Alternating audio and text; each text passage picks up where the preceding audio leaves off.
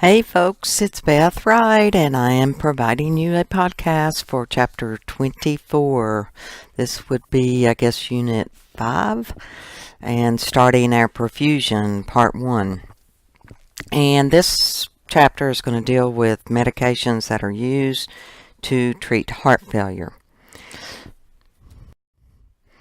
So when we think about that diagnosis, heart failure, first off, you might hear it called congestive heart failure, CHF, but the preferred word today is heart failure because basically that's what's happened. You may not always see congestion in congestive heart failure. You do a lot, but you might not always see that. So the preferred word is heart failure. So let's think about what that means. It's definitely a complex clinical condition where the heart cannot pump, and we got to think about what the heart is. It is a pump that is failing. It's not working like it should, and can eventually, if not taken care of, it can eventually completely fail. So you have to think about a few things when you're thinking about that heart as a pump. Got to think about how that blood flows to the heart, in the heart, and away from the heart.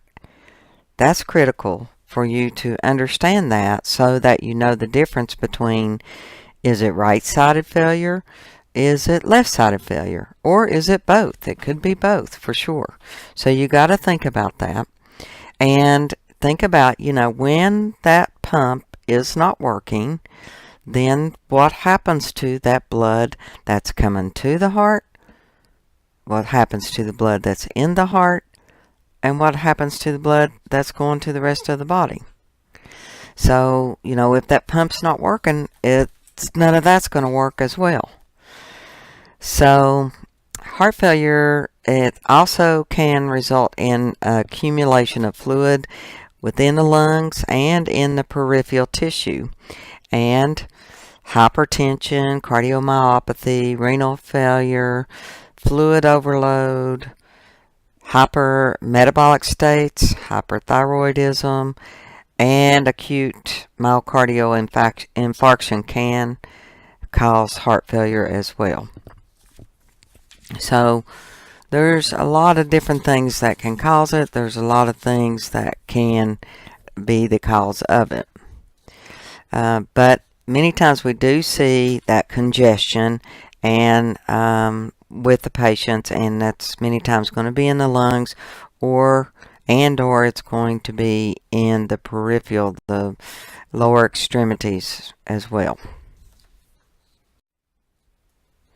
So when we look at the patho of heart failure, what happens is that pump stops not working as it should, and that kicks in a sympathetic nervous system response, which releases the catecholamines such as epinephrine, norepinephrine, dopamine, and those overwork the heart. They force the heart to contract because your body's recognizing the pump is not working.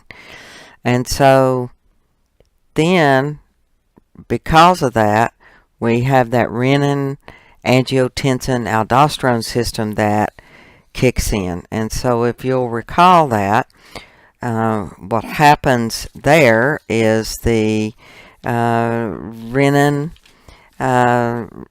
is released, and then the angiotensin, and then we have aldosterone, and that aldosterone causes us to retain sodium and water and let go of the potassium, excrete the potassium, thinking that it's helping, thinking that it's, improving the body, which in fact with heart failure, it's only making things worse.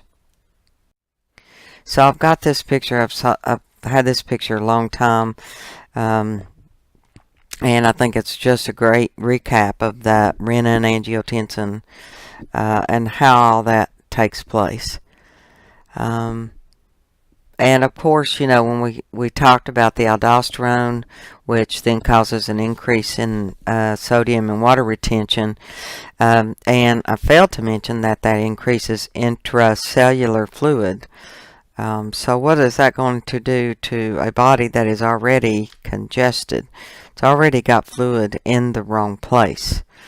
So it's going to increase the blood pressure and cause vasoconstriction, and it's just a continuous cycle like that. That's just making matters worse. So the renin is released from the kidneys, stimulates production of the angiotensin II. The arterial vasoconstriction that occurs because of that impairs cardiac function by increasing resistance against the ventricles when ejecting blood. So if the ventricle is resisting to eject that blood, it's a muscle. So when we are, resisting something, what happens to our muscles when that does that? It causes hypertrophy. That muscle grows because of that. And that increases the filling pressure of the heart, and of course increases stress of the heart as well, and stretching the walls of the heart. Now at a cellular level, the dysfunction of the contractile myocardial and endothelial cells starts happening, and that causes a narrowing of the vessels, and it can lead to clot formation and vasoconstriction, which then leads to further narrowing. Of course, major factors in coronary artery disease and in hypertension.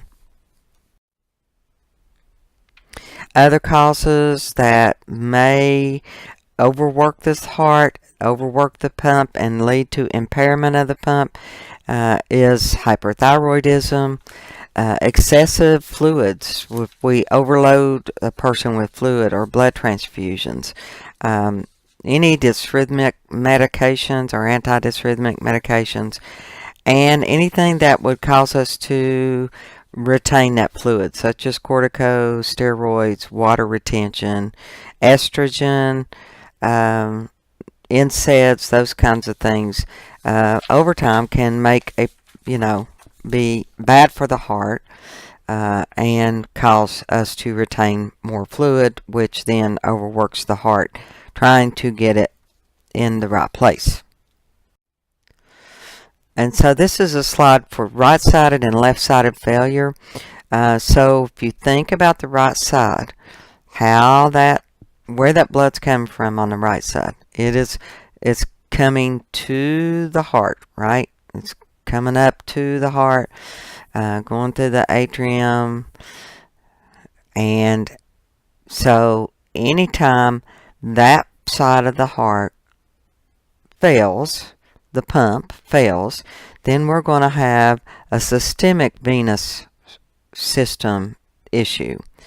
And we're going to see peripheral edema in those lower extremities. We're going to have weight gain. We may have an enlarged liver. We may have ascites. One thing that's not on here is JVD, jugular vein distension.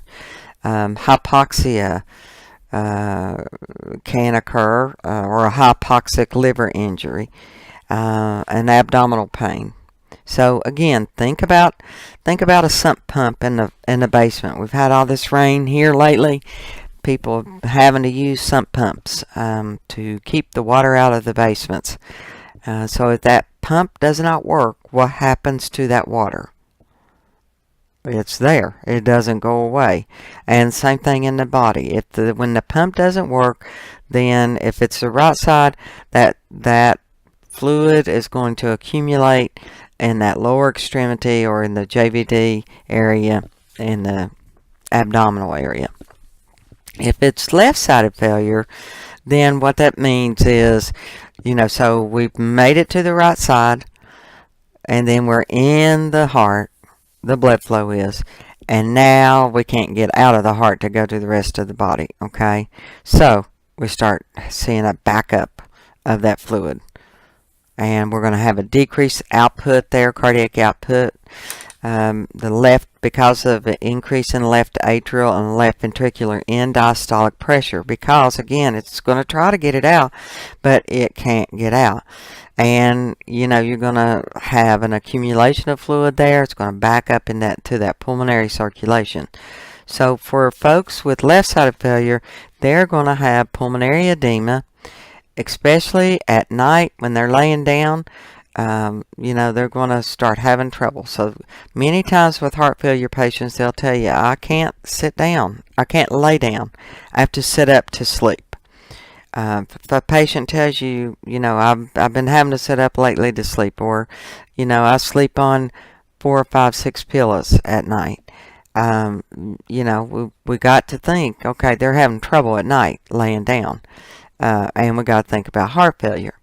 So pulmonary congestion, dyspnea with possible orthopnea, coughing, audible crackles in the base of the lungs, audible S3 or ventricular gallop, and a common thing that happens with left-sided failure is people get into a condition of pulmonary edema, flash pulmonary edema, where it can happen in a heartbeat.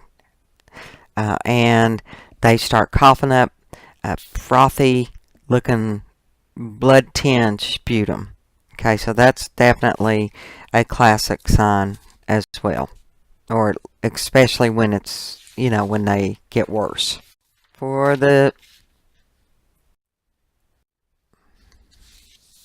medicines that, in addition to those that we've talked about, the inotropic medications that are used, or a medication that's used for heart failure, is referred to as your cardiac glycosides, and that is our digoxin. It's been around a long time, for centuries, and they actually derived it from the foxglove plant. But its mechanism of action is it improves cardiac contractility and the pumping ability. And so when we talk about inotropic, we're talking about medicines that deal with the force of the contraction of the heart, the force of it. Okay, and so cardiac glycosides are a positive inotropic because they increase the force of ventricular contraction. So it's a great medicine for that. Now, another word that you're going to hear is chronotropic, and that deals with the heart rate. Now, the thing about cardiac glycosides, they are a negative chronotropic because they slow the ventricular contraction, or the heart rate of the heart. So they're a negative chronotropic. What's DID used for? It's used for heart failure, atrial fib, atrial flutter, and acute and chronic conditions of that. Digitalization or maintenance therapy is what you'll see. And it's hoped to improve that ejection fraction of the heart and exercise activity tolerance of the client.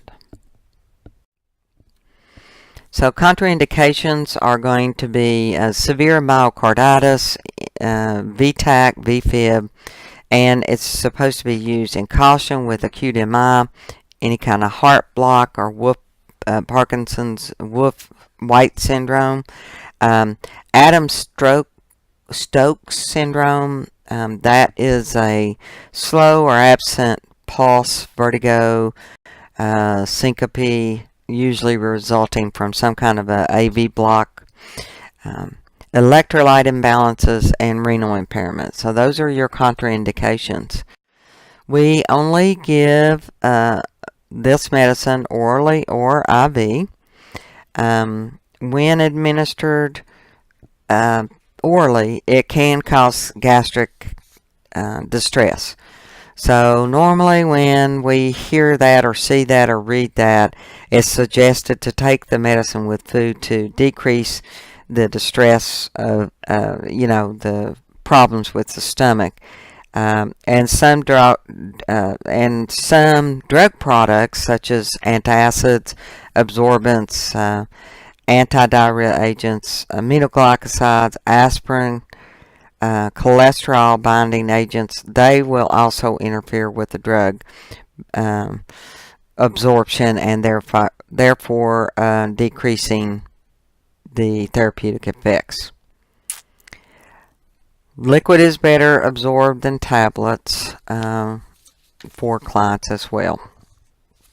Now the thing about it is, digoxin has a very, very therapeutic window, very narrow therapeutic window. And so when we're messing with absorption of the medication, then we can have problems. We can have issues with it. So, it's important that the patient absorbs the same amount of medication each day so that they can stay within that therapeutic range. If it's given IV, it's given really slow over a 5-minute period. Okay, digitalization is when we give a loading dose of digoxin to reach a therapeutic amount. Now you need an EKG, ECG monitoring while this is going on, so you can make sure that we're not causing any kind of arrhythmia. Because anytime we're given medicines that affect arrhythmias, they can cause arrhythmias, right, or dysrhythmias. So the dose that's needed is what's given to get to that therapeutic serum level, and toxicity may occur at any serum level, which is not good, which means we've got to be on alert about this. We've got to be on alert on the signs and symptoms of too much dig and dig toxicity. We need to be on alert about that. Doses for renal failure patients, it's got to be reduced because it's 60 to 70% of the drug is unchanged when it's excreted by the kidneys. The maximum drug effect occurs when a steady state, is in the tissue, and it may take up to 1 week unless there's a loading dose that's used. So we have seen with digitalization, we can have a rapid digitalization, which is usually given IV. Of course, that has a higher risk of toxicity.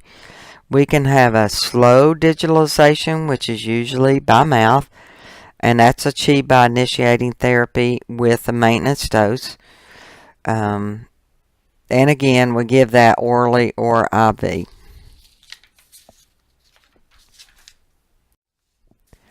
So look at our therapeutic levels here, 0.8 to 2 nanograms. So that is extremely low, or, not, it's extremely narrow, I guess is the best way to say it. Almost 1 to 2, right? But again, remember, any toxicity can happen at any therapeutic level. So we've got to be watching for signs and symptoms of that as well. Now, cardiac glycoside toxicity has been associated with the development of every known cardiac dysrhythmia. So we've got to check the apical heart rate for 1 minute prior to administering cardioglycosides. If we have a too slow, if we have bradycardia, or too fast, a tachydysrhythmia, then the medicine should be held and we should notify the practitioner, the provider. If we're hearing dysrhythmias going on, because you can hear them, skip beats, you're seeing skip beats, and something that was new, that's new, then you know we've got a problem. You need to notify the healthcare provider. So any evidence of irregular heart rate would merit the same action. Of course, when we give this, we check that heart rate, we check a apical rate, and we document that on the medication record. And you know, we've got to think about, you know, what's the normal rate for your adults, what's the normal rate for your infant, and for children there. Also with potassium. Okay, so DIG kind of piggybacks on potassium to get into the cells to work. Which means if your potassium is not where it needs to be, then it's not, you know, it's not going to work, and a person could become DIG toxic. Okay, so it's got to be normal level. The potassium does. It can't be too high, can't be too low, or else it's not. The DIG is not going to work. So you've got to check the potassium level with digoxin. Okay, you must. Okay, so we should be seeing a decrease in the edema when we give the DIG, because that means the heart's working better, it's contracting better, and the fluid is getting where it needs to get, and that means, you know, that we have a decrease in that edema that's in the body causing the heart failure, or not causing it, but as you know, making it definitely worse. Teaching DIG is given on a long-term basis because of heart failure is a chronic problem. We do need to teach the patient how to check their pulse, and they need to have periodical drug levels drawn to check that. Also, there's concern about generic versions versus trade versions of digoxin, and it's again recommended that they stay with the same medication, not doing any kind of switching around, that kind of thing. Okay, so signs of DIG tox: heart rhythm disturbances ranging from slow to rapid, PVCs, nausea, vomiting, loss of appetite, abnormal abdominal discomfort, blurred vision, also halo vision. I've heard patients say that they, when they look in a light, they see a halo around it. Any kind of mental changes could also indicate DIG toxicity. Now this can be subtle, folks. I've had patients with the DIG toxicity, and the only complaint they had was nausea. We got a DIG level, and sure enough, they were toxic. So, you know, just need to pay attention to the signs and symptoms of that. Of course, management is we're going to stop the medicine, and potassium chloride may be given if it's an issue with the potassium being too low. Lidocaine may be given if it's an anti-dysrhythmic. Atropine may be given to manage bradycardia, and digoxin immune fab is the antidote for DIG toxicity. So again, signs and symptoms of DIG tox, you have it, but understand there could be reasons why they're getting DIG toxic. It could be, you know, obviously accumulation of a larger than necessary maintenance dose, but also other situations. Hypothyroidism can be a problem as well. Maybe they had a rapid load or digitalization that occurred. Maybe they have impaired renal failure. Maybe they have an electrolyte problem. So we need to find out the reason, need to take care of the patient, and then we need to find out the reason for all of that as well. I know we talked about the hypokalemia as well. We may need to do teaching with the patient also about the foods high in potassium, because A lot of times these patients are on a diuretic, and so you know what the diuretics do, especially your loop diuretics and your thiazide diuretics as well, can cause us to lose potassium. So if you have a patient that's on Lasix or furosemide and digoxin, then likely they need to be possibly placed on a potassium supplement, but at a minimum we got to teach them foods high in potassium because they need to have that. Also, don't forget to watch about renal impairment because that certainly can happen as well. So we need to be checking about the BUN, the creatinine, and the glomerular filtrate rate. So, of course, our principles are going to get the patient feeling as good as they can and prevent, symptomatic heart failure and especially the pulmonary edema and that kind of thing. We want to relieve symptoms and restore function and prevent progressive cardiac deterioration. Non-pharmacological management, heart failure is a core measure by Medicare, and so there's a lot of care and teaching that can be done, and that is one of our main things.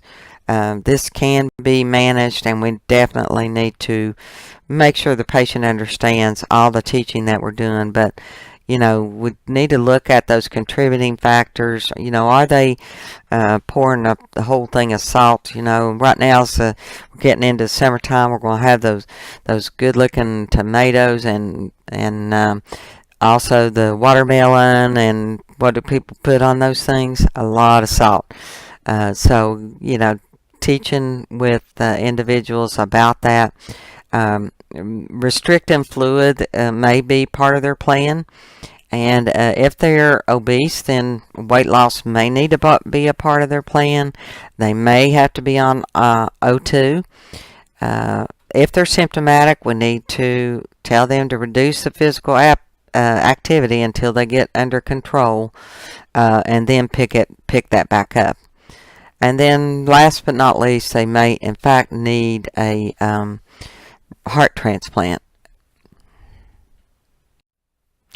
So special use with special populations, children do have to sometimes receive digoxin. Older adults is where we usually see it, but we're prone to more adverse effects, so we have to watch about that.